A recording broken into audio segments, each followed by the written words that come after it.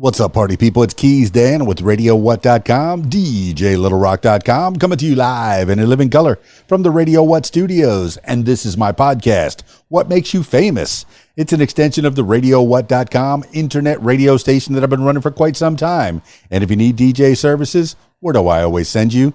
DJLittleRock.com. One more time, DJLittleRock.com. Check availability and get a free price quote, and maybe you could have me at your next event.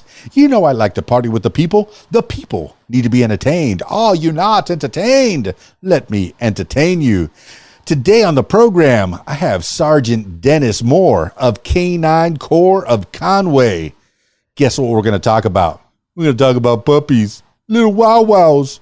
Puppies. Yeah. And we're going to talk about a whole bunch more. Yeah, find out what makes Sergeant Dennis Moore. Yeah, how he became Sergeant Dennis Moore. Oh, before he was Sergeant. And he was just little Dennis Moore. Well, stick around. We're going to find out a little bit more about him. This week's shows, I will be at the RAB in Conway, Arkansas on Friday night, my usual Friday night gig, the Video Dance Party Karaoke Jam. Yes, I said karaoke. You're the star of the show. We got a little concert starring each and every one of you. If you sing in the shower, if you sing in the car, if you sing in your bedroom, into your hairbrush, you could sing on stage right next to me. I got magic microphones. Everybody sounds pretty good. Put a little echo on there. Everybody sounds just right. Sing your favorite song at the RAB, 8 p.m. until 12:30 in the AM. They got a full bar, kitchens open, pool tables. They got a pool tournament on Friday nights. So if you want to try your hand at playing pool and possibly make some money while you're doing it, come on out to the RAB, your favorite place to be in the whole wide world. I said it in the microphone. Come over. Tell me about it. Come see me Friday night at the RAB, Conway, Arkansas, 8 p.m. till 12:30 in the AM. Then on Saturday, I got a wedding. Oh, man, I'm so happy I get to do weddings. Unless you're invited, you cannot come. Only reason I mention it is because I get to do weddings. I'm so stoked. You know, I give them their planning form, their music request, their event timeline. And let me tell you, they fill that out just right. The more they plan, the better I am. So good. So much fun. I'm looking forward to it. Oof. In fact, this particular wedding, they sent me an invitation. That was cool. They sent me an invitation, and I have it sitting right there on my refrigerator. It's been staring at me for months, but the wedding is here Saturday. I'm stoked. All right, let's get into it with Sergeant Dennis Moore of K-9 Corps of Conway. I got him on Skype, so if you're listening to the audio version of this, I encourage you to check out the video version on my YouTube page, youtube.com/user/KeysDan. Skyping Sergeant Dennis Moore of K-9 Corps of Conway now. Look at that face. Good. There we go. He's too good looking, man. That's Sergeant Moore, Sergeant Dennis Moore, the K-9 Corps of Conway. Man, I can tell you probably got some stories to tell. Hi, I'm Dan. Keys Dan. What makes you famous? Man, I know I talked to your, some of your kin, I guess. Is that son-in-law? Yeah, Derek. Y'all did a little spill on the soiree rentals. Yes, for the soiree rentals. Man, yes. It's nice. It's nice to be able to connect with people and find out what makes people tick and what what's it all about.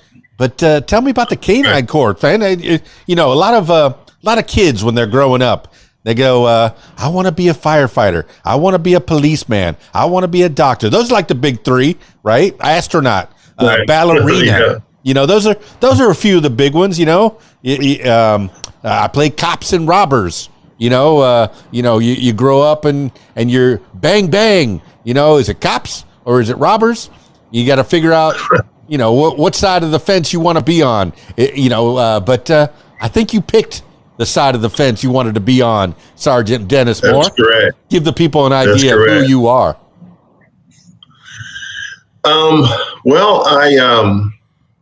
I started out, as a police officer 35 years ago. It was a lot different from what things are now. I started out as a patrolman, worked in many entities within the Little Rock Police Department, everything from narcotics to training recruit officers, the old N.N.D.A program back in the day, the drug resistance program that we went into schools and taught, patrol, of course, just about everywhere. And then I work with K-9s. Man, you're talking about days that, I guess I was in high school. I'm class of 86. So I remember the Ronnie Reagan years, the Nancy Reagan, don't say no to drugs, dare to keep your kids off, and then I grew up with my mom, who was a straight up hippie. Okay. A child of the 60s. And I know she was into some stuff, but I think I rebelled against her. I didn't do a thing. I've been around drugs. I've been around people that were doing it, and in the profession that I'm in, I know there's been something in the club. I'm from Miami, so I know there was a drug somewhere around me in the vicinity. I've smelled it, but I never got into it, man. And I'm very happy about that. But I do live vicariously through other people. Some people say, "Oh yeah, you should get into this stuff." No, I don't need to. I like to stay focused. But you were okay. Let's go back before 35 years ago in Little Rock. Where are you from, Mr. Sergeant Dennis Moore? Grew up in a little community called Roland, Arkansas. Went to attended Robinson High, Joe T. Robinson High School. Graduated from there. What year? In 82. 1882. Yep. Then went on. I was a pretty good basketball player. Earned a scholarship to play basketball at the University of Central Arkansas, and played along with Scottie Pippen. What? Yeah, we were on the same team together, 83 through 87, and then after finishing college and trying to make my mind up what I wanted to do, I thought about coaching and teaching. No. Sergeant Dennis Moore. Backtrack. Squeak. You were playing basketball with Scottie Pippen just before he's in the Bulls, the magical Bulls, the Bulls, the Michael Jordan Bulls. I'm not much of a sports fan, but I do know that era of the Chicago Bulls. I mean, tell me, how is it playing with him? Were you holding your own against Scottie Pippen? No. Scottie was head and shoulders above. Now he came in. So if you can remember, if you've heard the story or not, no. Scottie was a manager. He was our manager. And he was, washing jocks and cleaning up the gym room. And the reason that happened is because there was a kid named Ronnie Martin that they wanted. And his coach said, "I'll talk Ronnie into coming to UCA if you'll put this kid on scholarship and let this kid be, work, study, and just to get him in school." We had some people that didn't make their grades, and Scottie was able to join the team mid-season, and he started growing. He grew from 6'3" to 6'8" from his freshman to senior year. And along with that growing, he maintained all of his skills and his flexibility, and he became known as, a big all-do-everything guard. He was overlooked by a lot of schools, Arkansas being one of them right here.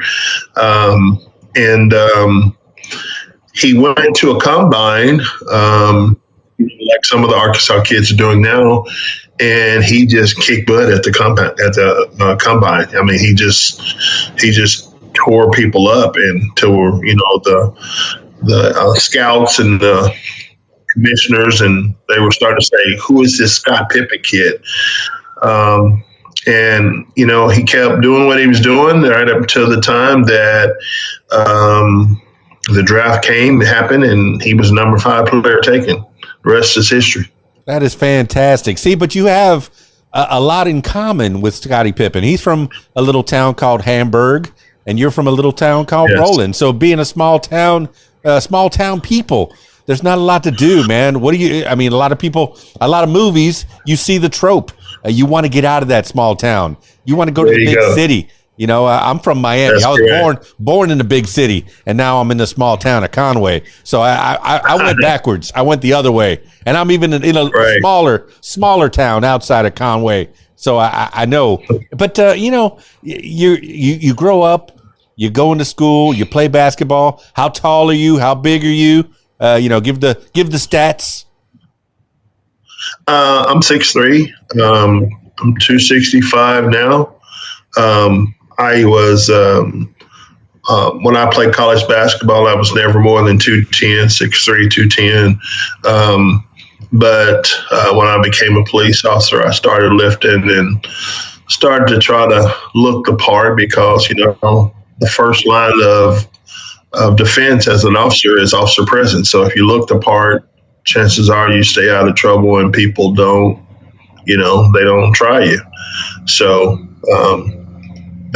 you learn that's the first line of defense is officer presence, how you look and how you present yourself. See, that's another trope, man, is that, you know, you learn karate, you learn how to fight, you learn how to defend yourself, you learn how to present yourself so you don't have to get in fights. So all you have to do is be a presence and people will get in line. Okay. I know the usual thing is if you see a police car, oh, am I doing something wrong? No. Okay. I'm driving, but everything's good. All right. But you're going to check yourself because there is that presence. Right. You know, I don't want to carry a gun all the time. So I hire a fella like you that'll carry that gun for me, protect me. Right. You know, that's been trained to use that weapon. You know, and if it needs to happen, hopefully you never have to draw that weapon. But if it needs to happen, I'm glad you're there. It's good to have you. Oh. Defund the police? No, don't defund the police. You know, get the police more fun so they can get trained right. Come on. That's correct. All right. That is correct. But correct. You know, you said 35 years ago when you started at Little Rock Police, it was different. How so? What's different about the police department from then until the time you retired? You said you had different jobs within the department. You know, it seems like you're a go-getter. You want to learn all the jobs within the department. You know, you want to learn everything. Right. Like if you're working at a grocery store, if I'm working at a Kroger, I'm going to learn cashier, produce, deli department, meat department. I'm going to learn dairy. I'm going to learn every bit of that just so I'm a better employee. But tell me about 35 years ago to now. Well, you know, started out, you know, just as a patrolman, like we all do when you start at the police department. From there, I went to the training division where I started teaching the N.N.D.A program. And after teaching that for, I think, 5 or 6 years, I moved over to the training side. Well, I brushed over it. What is the N.N.D.A department for the people that don't know? The N.N.D.A program was drug abuse resistance education, and that's where an officer went into schools and taught this program each semester. You go to a different school each day. You had 5 schools, and you'd go and you teach the kids about how to say no to drugs, how to say no to peer pressure, and, you know, all the things of that nature, not to fall into some of the traps. And you know, just being a presence is so some of these kids a good side of an officer, that an officer is not somebody that's always coming to your house to arrest you or, you know, to take you away. When, you know, we're here to help you. We're here to protect you. And so that's, you know, that's the side we try to, you know, show these young kids so that they will grow up one day and hopefully, you know, want to be an officer. I know at least 6 officers on the police department that were former N.N.D.A students of mine today. That is fantastic, man. I have a father-in-law who was a Benton cop for a long time. Then he retired down in Key Largo, which is where I met him and his daughter. And, you know, she became my wife. But, you know, and then I have a brother-in-law who was also a police officer. So there's police in in the area, in the vicinity. I was a firefighter. You know, I had a choice a lot back in '88. Cop, firefighter. Nobody hates firefighters. Hey, I'll go be a firefighter. But people do hate cops for how they're portrayed in the movies, and just what you said. You think, oh man, that policeman's going to get me. He's going to get me for doing something wrong. Well, guess what? Don't do something wrong.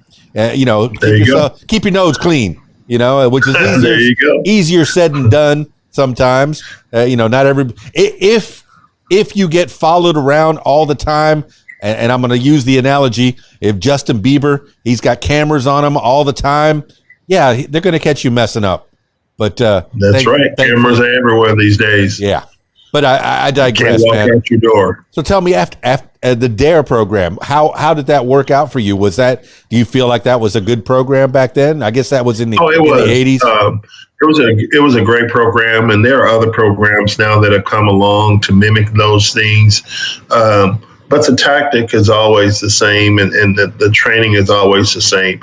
Is to go out here to interact with these kids, to show them that that we're not just out here to lock people up. We're out here to help out in the community, to make things safe. And, that's 95, 99% of officers. That's what we do.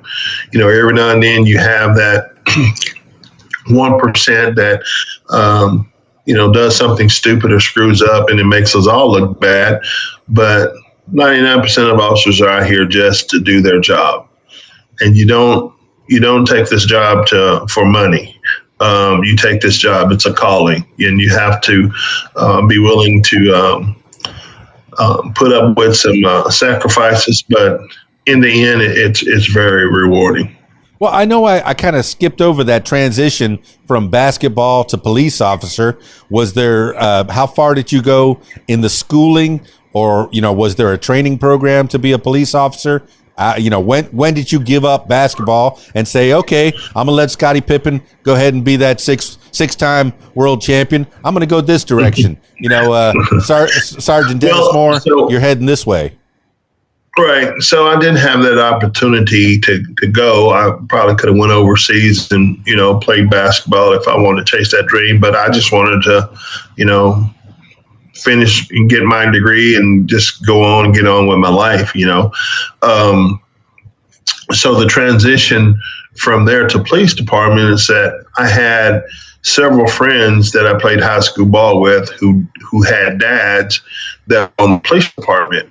And so I got to see them, when they would come to games and stuff, and I would always say, man, I'd like to do that one day. I'd like to do that. I'd see one of my good friends' dad. He'd come. He was a detective, and he's always had his detective gear on, and those were things that I remember that stuck out in my head.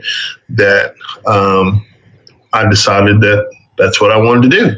And then I had some people reach out to me as I was finishing school, not making up my mind what I wanted to do at the time. And they said, man, you'd be good at this. You ought to really think about it. And 35 years later, here I am. well, that's a big fast forward, man. I got some time, so I really want to dig in a little bit. What is the training to become a Little Rock police officer, at least back 35 years ago when you started out? And I know retirement, just what is it? Spoiler alert, retirement was very recently. So I'm excited to talk about that in the near future here. But, 35 years ago, what's the training to become a police officer in the broad strokes? Yeah, so 25 weeks of training. You report to the academy, every day, Monday through Friday, and you basically were learning everything from, the codes and everything that we use at the police department. You learn, how to do traffic stops. You go to the range. You learn how to shoot, and you just every day it was laid out. You had a block of everything from physical to the learning all the laws that you were going to be using when you would have contact with the citizens. even things right down to how to testify in court. So all of those things are part of going through the academy. It's much longer now because there's so many more things that you have to learn. Back then, you just learn how to talk on the radio. You learn how to shoot, and you did defensive practice. Now you have, cameras, and you have all the new things that you have in the computers in the cars. And, think about it. Back when I started, we didn't even have cell phones. If you got a call and they needed to give you some information that was classified, you'd have to go to the phone, go to a phone booth and call in, and they give you information. And it was a couple of years. I was on the police department for, I think, probably 3 or 4 years before you started having the old brick cell phones, if you can remember. Yes, the big Motorola looks like a brick with a big old antenna. I guess brick with an antenna on it. Was it Wall Street? That TV show. But man, you're talking about being a policeman in Little Rock in the South. It's an interesting time because you were saying how Scottie Pippen was I don't know, he was the cleanup guy before they give him a chance. Right. He could play basketball, don't get me wrong, but there wasn't a scholarship for him until we had some guys that, didn't make the grades and flunked out, and he got an opportunity, and he just started to shine, and he got better and better and better. And, every semester that we would leave and come back, the guy had grown an inch or two. So. Well, I mean, I don't want this to be the Scottie Pippen show. That's fine, fantastic. Yeah, but, it definitely, Dennis, you had opportunities or lack of opportunities. I'm just wondering, growing up in the Little Rock area or even in Roland in a smaller town, how was it for you? Was it a good school? Do you feel like you got some good education out there? And, when you got out of high school, were you ready for the world? No. The schools were great. Teachers were very personal then, a lot more personal than they are now. Teachers were more disciplinarians then, now they can't. No. And so, school was an extension of home, and you were expected to act a certain way. And if you didn't, there's going to be consequences to pay, Yes, my loyal listeners, parents would go to the teachers and say, yes, you can whip my child. Yes, if they get out of line, Exactly. You had coaches back then that would, that will bend you over and give you 3 that you didn't want to get, and so. But then you realize you deserved it, man. I feel like everyone that I got, every time a Catholic nun wrapped me over the knuckles, I deserved it. I was doing something wrong. I was running in the halls. I was chewing gum when I shouldn't be doing that. I wasn't a bad kid, but there's little things you need to keep people in line. Kids need rules, and I'm glad you got rules. Growing up, need rules, need boundaries, man. For sure, that's true. For sure. But, okay, you got out of high school. You got into that 25-week program. That's a lot of weeks, but I'm glad you got that training. I remember I had 2 cousins in Miami Police Department. One was UC, which is undercover. And let me tell you, he'd come to parties sometimes. He'd look like a hair on his face, hair all over the place. You wouldn't know that was him. And then he'd go back and pull his hair back and kind of shave. And, oh, that's my cousin. Okay, but then they had books. Metro-Dade had like a book of codes, and I think they used that book a lot of different places. Was there a code book? Was there a handbook that a police officer should have at all times, kind of like a Bible, to make sure that they remember things? It is. It's called. One is our rules and regulations, and the other one was our general orders that we go by. At the police department, and what you do is you needed to memorize those things. You carried it around from sometimes, but most of the times you're out there on the street. Guy asks you, "What am I being arrested for?" You need to be able to quote those laws. You need to be able to tell him why, or him or her, and so. A lot of times you didn't have that book. But you had it when we were learning. You're out there on the streets. You need to know that stuff. And if you don't know it, then it puts you in a bad position. Yeah, I'm remembering a movie, Dragnet, like the movie version of Dragnet had Dan Aykroyd and Tom Hanks. And Tom Hanks was kind of the mess up, cop. Right. But Dan Aykroyd had that book by the book. Statute number, point what, and this is what you're not supposed to be doing, and this is what you're supposed to be doing, and this is the rule you broke. So, I gotta spank you. Metaphorically speaking, I gotta give you a spanking. Put the cuffs on, give you a ticket. If you're doing wrong, you're doing wrong. Just don't do wrong. There you go. If you, and it's easy. If you follow those rules and regulations, it keeps you out of trouble, and it's all designed to make things flow smoothly, and if you follow them, you don't have a problem. But you step outside those rules and regulations, that's when you tend to have problems. That's when officers are getting indicted and getting arrested, when they step outside of those rules and regulations. Well, that's the other thing, is you hold yourself accountable as well. The officers, that part of that 25-week training is to weed out people that are dishonest. There's different jobs. Every job, I'm sure, wants you to be the most honest you could be. Okay, don't steal from this company. Don't do anything that's not legit. Make sure that you're staying legal. But a police department, you're the best of the best of the best. You are held to a higher standard, which is why sometimes police officers can't do that job for a long time. Those are the people that, they wash out after a couple of years saying, man, this job's just way too hard. The money's not worth it, but it's nice. The people that stay for 35 years, that's a certain kind of person.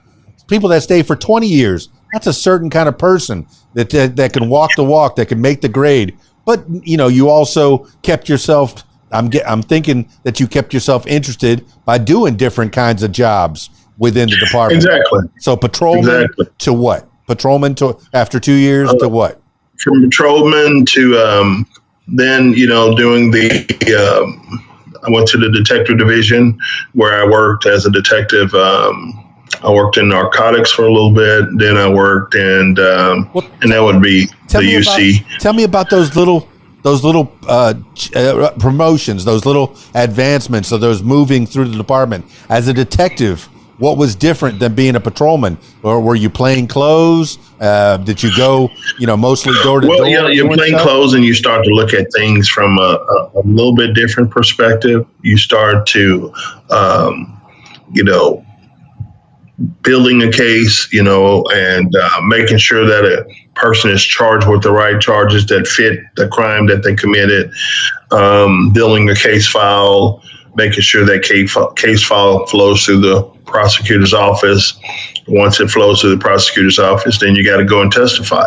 And, you got to testify to your findings, why you charged this guy with what you charged him with. And the judge hears your story and hears his story, and then he, determines guilty or not guilty. And, there's sometimes that, people are arrested on stuff to where the judge sees it differently and they don't get charged, or they get found not guilty. But most cases that, go in there, if you build your cases right, you build a reputation with the judges, and they know that, hey, I can stand behind this guy because he builds great cases. And that's the reputation you want to have. You never want to have a reputation with a judge or a prosecutor that you build shady cases. Your cases are not solid. Exactly what I was thinking about, is you build that reputation of being a solid, upstanding police officer. Your word is your bond. You're not doing things willy-nilly. You don't hold grudges against people, because you have to take people at face value. But one of the things, and this is me all my life in movies, once you become a detective and you start seeing people a certain kind of way, I took psychology in college, just enough to mess me up for the rest of my life. Just enough to say, why does that guy have his arm crossed? Why is he looking at me like that? Why is he smiling? Why is he frowning? you kind of start looking people up and down like a ladder, and you start thinking, did they do something wrong? Did they do something right? Is he a good guy? Is he a bad guy? Does that change? Does it, as you progress in your ability to read people, become a police officer, a better police officer, does that change your psyche a little bit? As my father-in-law still has to sit with his back against the wall, and look at the restaurant and see the door, Well, that's kind of, part of the job. You see the worst in everybody day in and day out, and the average person don't see that, but you see the worst in people. So when you see the worst in people, you tend to be on edge more, and you tend to be more alert about things that could go on around you because you see these things happening all the time. The average citizen don't see things happening. So, they might not see a robbery about to go down, or they might not see, a person that's mentally incapacitated and about to go off. They might miss those things and not see it coming, and then wind up being a victim or something because they were not aware. But when you've been doing this long enough, you learn to, keep your head on the swivel because anything can happen at any moment. Well, I remember, like I said, I was a firefighter from 89 to 99 down in Key Largo, which is not a big town, but we had our share of whatever. But then I was also an EMT, a paramedic in the emergency room in Miami at a hospital for 7 years. And that, I get the perspective where you're talking about, because I saw every old person in the world is sick. Anybody over 55, no, they're sick. They're in the hospital because everybody I saw that was over 55, they were all sick in my bed. And going out into the world, you start seeing all the old people, and you go, wait a minute, they're not all sick. Everybody's, most people are doing okay. I just had my own little, but you were dealing, where the people that you talked to, the people that you had to deal with in a professional way, were committing a crime in one manner or another, be it a minor crime or a major crime, So you start to see people like, is everybody a criminal? No, not everybody's a criminal, but it's hard. It's hard to get out of that mindset. But okay, I might be projecting, but progress through your career as a police officer. I did that, and then, while I was in the Detector Division, one of the kids that I mentored during the N.N.D.A program became a pretty good boxer to the point to where he became, a bronze medalist in the Olympics, then started his pro career. And when he started his pro career, there people do a lot of things to people that are stars or sports figures. It's just crazy some of the things people do. So at that point in time, he needed security, and he reached out to me and said, "Hey, you were with me when I was young, and so I want you to be with me now." So started doing bodyguarding for Jermaine Taylor, who became world champion and beat one of the world's best, pound for pound, Bernard Hopkins, to win all of the belts in the middleweight division to once. Okay, but you're talking about Jermaine Taylor. Man, I tell you, I don't know much about sports, but I did get to work in Little Rock with Pat Bradley and Wes Moore. And I believe, I was running the board for them and playing music, and every once in a while I talk on the mic, but I believe that we did talk to JT at one time or another and talked about his career. But my goodness, that is a small town boy made good, Again, yes. Fantastic, man. And you became a part of his entourage, I guess, helping people out. Because, people will take advantage of the rich and famous, and try to put their hands out and try to put their hands on and try to draw, especially a man who's a lethal weapon like Jermaine Taylor, and they'll try to, hey, you want to fight? They try to lure him and stuff to, getting in a lawsuit and winning some money. I mean, you saw it happen many, many times. It happens all the time. It's just people out there that like that. So did he ever get into that kind of a situation while you were around under your watch, or were you able to put There were situations, there were situations where I would have to, politely escort people away or tell them, hey, don't do that. We're not going to have that. And that was my job. That's why I was there. So he didn't look like the bad guy, Okay. At the same time, you were able to be a Little Rock police officer at the same time. And this was like an off-duty.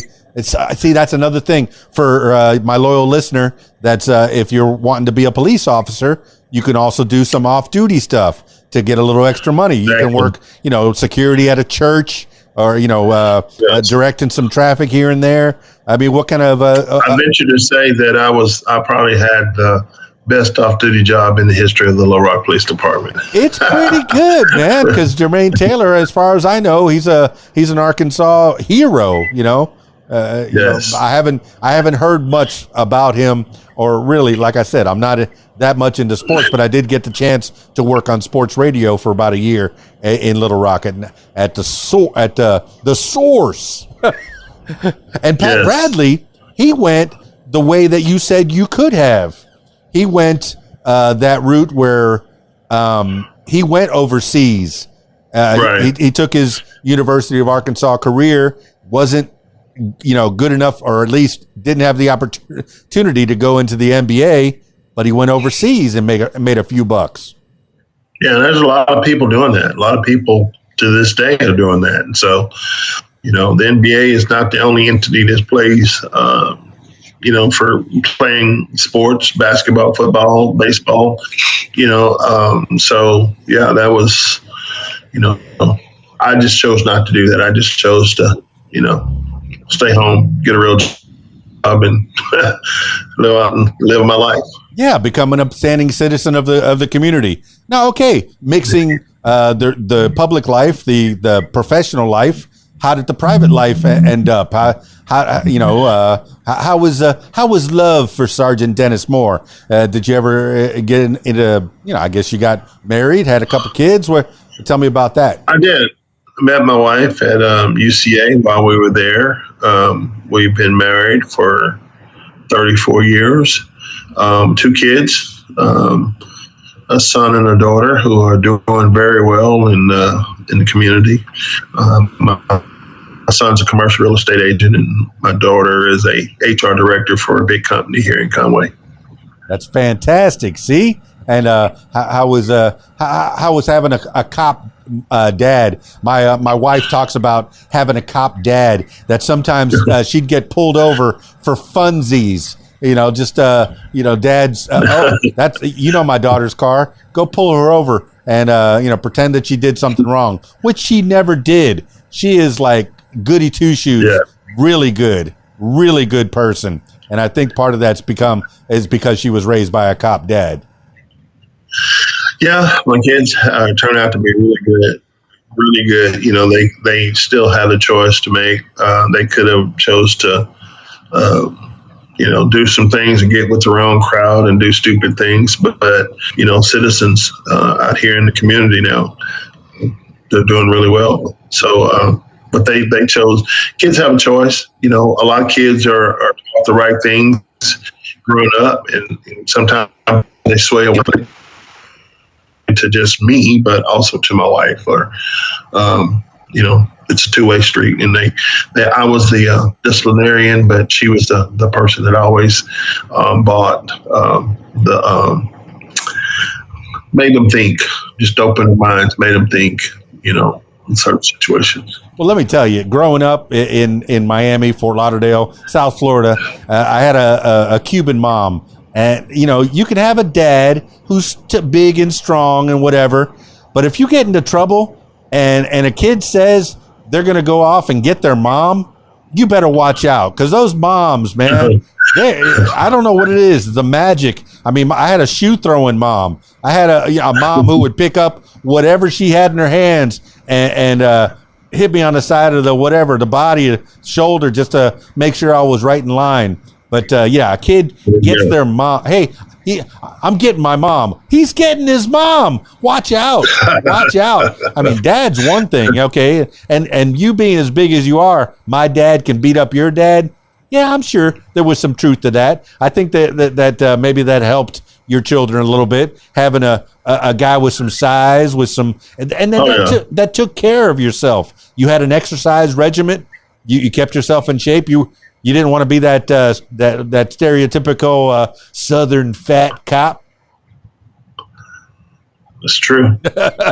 You know, and hey, when I was firefighting, I was in pretty good shape. I've let myself go since '86. Okay, I guess it was '99 when I left, but still, I got to get back in. Man, I saw your son-in-law in the gym, so that gave me more inspiration.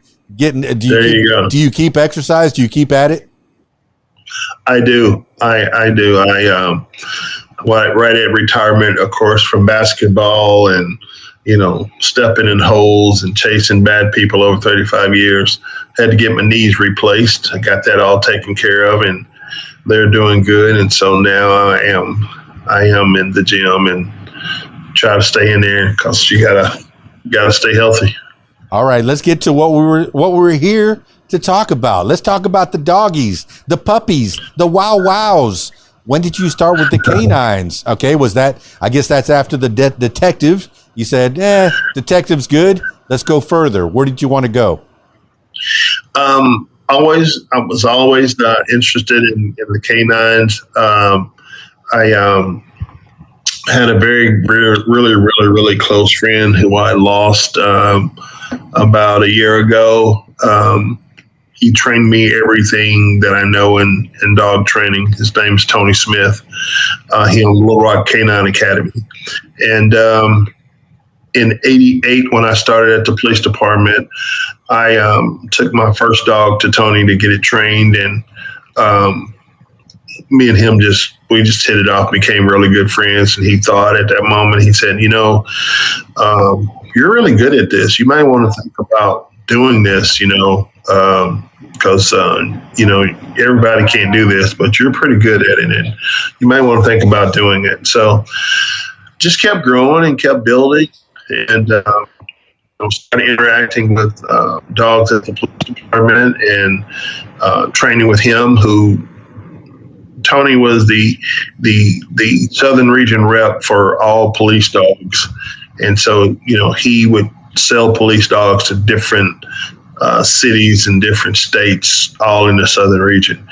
And he would bring them in, train them on drugs, and train them on how to apprehend suspects. And then he would sell them to police departments. And so I worked with him a lot, and that's where my background in training, and that's where I really got the love of working with police canines. What kind of dogs?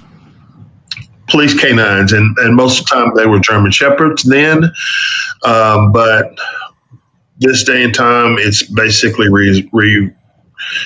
been replaced with the Belgian Malinois. The Belgian Malinois is the dog for police departments, the military now. They are the dog. I don't think I know that dog. Is it a big dog? You've seen it. You just didn't realize. If you go through the airport, the dog has a black muzzle, sometimes black undercoating or black feet, but it's always going to have a black muzzle most of the time, and it's going to be a tan dog. It looks a lot like a German Shepherd, yet it's a German Shepherd on crack. Okay. Well, yeah, I know growing up, if I ever saw a police dog, more than, 9 out of 10, it's going to be a German Shepherd. But right. What was the reason, and what's the difference in their personalities? I guess their temperament?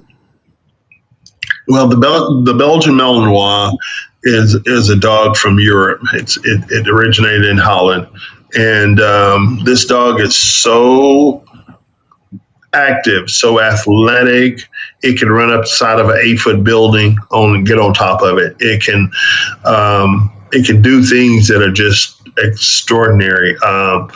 The dog can it has drive to, if it needs to fight a bad guy, it'll fight to its death. If it needs to find drugs, they have very good nose. And so in police work or in dog training, we have a thing that's called drives. And these dogs have the ultimate drive. And when you have that dog that has that ultimate drive, you can channel it to do whatever you want it to do. You can train it to, whether it's find a person or whether it's find a lost kid or whether it's find drugs or apprehend a suspect. They are just over the top, and they're really, really good dogs. Now, a working police dog, are they trained in all these different facets? And how long can they last as a police dog? A good K-9 is, usually somewhere around a year and a half when we get them. And usually the life expectancy is probably 5 to 6 years on a police K-9 because the work that they do is so strenuous. They're riding around in a car at every curve that a police car makes, every stop that it makes, that wears on the dog's joints. Yeah. Because the dog doesn't sit in the seat like a human does. So, there's a lot of wear and tear that goes on the dog's body. So they wind up being retired, somewhere around not more than 6 or 7 years. And they still have good lives, but they retired from being police because they're just, it takes a toll on their bodies, riding around in a car all the time. So a year and a half to train them, about 5 or 6 years, their actual working. Does the police officer take them home? Is it a pet for the family? Yeah, it's a part of their family. Once that guy becomes a K-9 handler and he has a police dog, it's a part of his family, and he cares for that dog. He feeds it. He bathes it. It's his partner. And is the rest of his family able to? Is the rest of his family able to interact? Do the kids get to play with it when the dog's off duty? In most cases, yes. Every now and then you have a dog that's a little bit too aggressive and he may not interact with the family, but in most cases, our dog are dual purpose dogs and they're trained to be aggressive, but they're not aggressive by nature. So, in a lot of cases, the dogs are able to interact with the family. Okay. Well, that's, and like I was saying, now, does a dog have to be trained in drugs, in finding a person, in search and rescue, I guess? Is that different training or different dogs, or can one dog do it all? We had what's called dual purpose dogs. So I can train a dog to do two things. I can train it to be a dog to apprehend suspects, or I can train it to search for, somebody that walked off that may be mentally incapacitated and find that person. Or that dog can also be trained to, search for drugs. But those are the things that are when you say dual purpose dog, as a police dog, the dog is usually going to be a drug dog and a suspect apprehension dog, a protection dog for that officer. When it comes to other things, then the dogs have to be special. You look for dogs that specialize in certain tasks. So if I'm going to have a dog that's going to be a bomb dog, I don't want an aggressive dog. An aggressive bomb dog could cause you to get blowed up. Okay. So you want a dog that's chilled, laid back. He has a good nose. He has good hunt drive, and he will search and find things, look for things and find things until he nonstop. So it's a little bit different. So when it comes to things like that, you want to make sure that you have a dog that fits that task. Well, Sergeant Dennis Moore, in '88, you took your dog to another person to have him trained, which is a very smart thing to do. A lot of people will train their big dogs, but they won't train their little dogs because they feel like the little dogs. But the little dogs are more trouble than anything else. Okay, but it's good to go and get your dogs trained. Now, you're that man in Little Rock. He thought you were good enough to do the training. When did you actually get into that job, or did you start working with him? And when did you start? In 93. Oh. 93, I started, me and a friend of mine who was a policeman in Louisiana. He is currently a colonel at Camp Robinson. He moved there, and we started this business called K-9 Corps. And we were just training pet dogs, and we were just teaching basic obedience. That was my side job as I was a police officer. As a fireman, we police officers always have side jobs. That was my side job, training dogs. So I just kept doing it and kept getting better at it and kept getting more involved in it. And then I started to think, I really like this, so I'm going to go ahead and turn it into a business. My friend, he got more involved in the military, so he couldn't train as much anymore. But I just took the business and ran with it, and till today, I've retired as a police officer, and now this is all I do is train dogs, and it's a fun and rewarding job. There's never a dull moment. You meet so many people from different walks of life, and you get a chance to make a difference to them and their fur babies that they sometimes call them. But it's rewarding that when someone comes to you and they bring their dog to you and they leave feeling better about communicating with their dog, because that's what I teach. So you don't strictly train canines for the police department. You train canines for everyday folks like myself. Yes, just, somebody goes to a shelter, they rescue a dog, they'll call me and say, hey, I got a rescue. I wanted to be trained. What do you offer? And, give them the spiel. They look at my reviews, and then they wind up signing up with me. And, the dog goes through 6 weeks of training with me. And once it's done, they have a better behaved fur baby. Okay. Now, what kind of signals or signs? I remember hearing you had to speak German to get them to work. But are you doing, I guess, what is the dog whisperer where he goes, gives them that little, what are the signals that you usually train? Is it customized for every person? It's different from every person. Most dogs, you just learn, the English commands: heel, sit, down, stay, and come. But every now and then you'll have somebody that has a German Shepherd or somebody that has a Doberman or a Malinois, and they may want to use French commands. They may want to use Dutch commands. They may want to use German commands. And I know all of them. So I'm able to talk to their dog and teach them how to communicate with their dog in whatever language they want to communicate with. So each person is different. It's 80% of the time it's just, English commands, but every now and then somebody says, hey, I want to do German, or I want to do French, or I want to do Dutch. And that's what we do. All right, Sergeant Dennis Moore. Well, sell me on K-9 Corps of Conway as opposed to, hey, I could train my dog myself. I could tell it to sit, stay, roll over, beg. I don't have 6 weeks straight that I can do it, but on and off for a year, I think I can handle it. What's the advantage of going to you?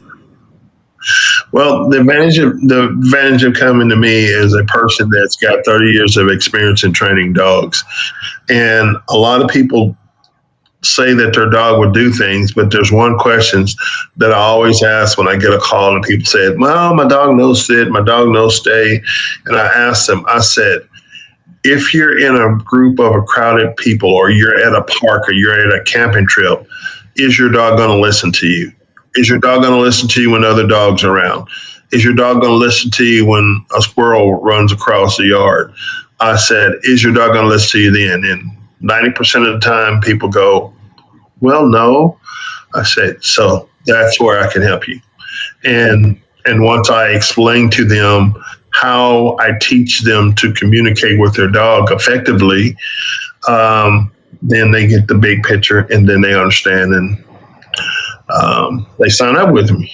Yeah, going with K-9 Corps of Conway, it minimizes liabilities. There's a lot of times I go to the people's houses and they'll have their dogs outside and they'll go, don't worry, that dog won't bite. How am I going to trust that dog won't bite? I'd like to see that they have a certificate hanging around their neck that says Sergeant Dennis Moore, seal of approval. K-9 Corps of Conway took care of this dog. Then I'd be more apt to walk up to that dog and say hello, or head up to the house and not worry about that dog biting me. But you're minimizing liabilities. You're an insurance man. The biggest thing is communication. Most people don't know how to communicate with their dogs. They try to communicate with their dogs the way they communicate with their kids. And a lot of people fail at that. And dogs, they think that they can talk to dogs and the dogs hear them and listen to them and understand. Dogs learn through condition. They're conditioned to do whatever they do. So if your conditioning is off, then your training is going to be off. So, if you train a dog to do something wrong, you got to work with the dog as many times as you did it wrong to get the dog to understand the right way, because they're conditioned. So to change the conditioning, you have to overtrain. So coming to somebody like me, I'm going to make sure you do it right the first time. Okay. So you don't have to worry about that reconditioning retraining. Yeah, here's another question that came to mind. 6 weeks is the average training. I'm guessing, maybe it's a little less, maybe it's a little more, but 6 weeks is the plan that you got. Are you taking the animal for 6 weeks and boarding it yourself, or do they come? Is the owner involved in any of the training? The owner is always involved. So the programs that we offer a 6-week program where I meet with the owner and the dog once a week for 6 weeks, 30-minute sessions. And in each session, I'm teaching a new behavior. The basic 5 behaviors are heel, which is walking beside you without pulling, sit on command in the direction you're facing. You tell the dog to stay and walk out to the end of the leash. You return to the dog. You tell the dog to lay down. The dog is going to lay down in the direction you're facing. And then at that point, you're going to drop your leash, go 30 feet away from your dog. The dog has to maintain that position for 30 seconds. After the 30 seconds, you call the dog. The dog comes to you and sits in front of you. And that is the foundation of all training. So once a dog has mastered these tasks, you can start adding other tasks and exploring other avenues. So that's the way we do our basic obedience course. Then I have a program where we also do board and train. If I board and train a dog, I'm going to keep it for 4 weeks. In between 2 of those weeks, the dog goes home with the owner to brush up on the things that I've taught, and then I get it back for 2 more weeks to finish that up. That way, the owner stays involved. The owner stays, their bond is not broken. They're staying engaged with their dog, and the dog is still learning that they're alpha, that they're their leader in their life. Wow, that second one sounds hardcore. Sounds like you get more in depth and you can use your skills quite a bit more. But I can, because when I have a dog that I'm doing a board and train on, I can use all of the techniques that I know, and I'm not trying to teach them to somebody else. I'm just teaching it to the dog. And so the dog learns faster. The dog moves faster. And then when they get the dog back, it's like a Ferrari that you just got to learn how to drive. So, but to leave my puppy for 4 weeks, my puppy's gone for 4 weeks. Oh man, that's gonna be sad for some people. That's usually a big issue with people when they really love their dogs. But when they see the results, they're very, very happy. That's pretty cool. Sergeant Dennis Moore, K-9 Corps of Conway. Man, I've taken a lot of your time, but I talked to a lot of different kinds of people, but I'm very happy that you went through some of your background and some of the, how you came to be who you are right now, a fine, upstanding citizen of the community. And that's all we can ask for people that as they growing up, just keep your nose clean and try to do some good in the community. And you've done some good. And I don't want to ask if you got into trouble. I mean, every kid gets into trouble here and there, especially if you got brothers and sisters or friends down the street, but there's little scraps here and there, but for the most part, just try to be a good person. And I see that you are a good person, Sergeant Dennis Moore. I mean, shoot, I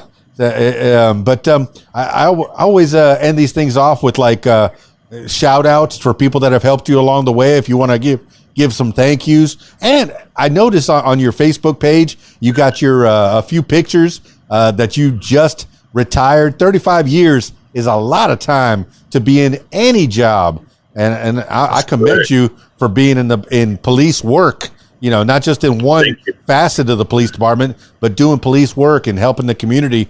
Yeah, you made a paycheck, but it wasn't a great paycheck. Nope. I don't want to get shot at for whatever money. I'm dodging bullets over here.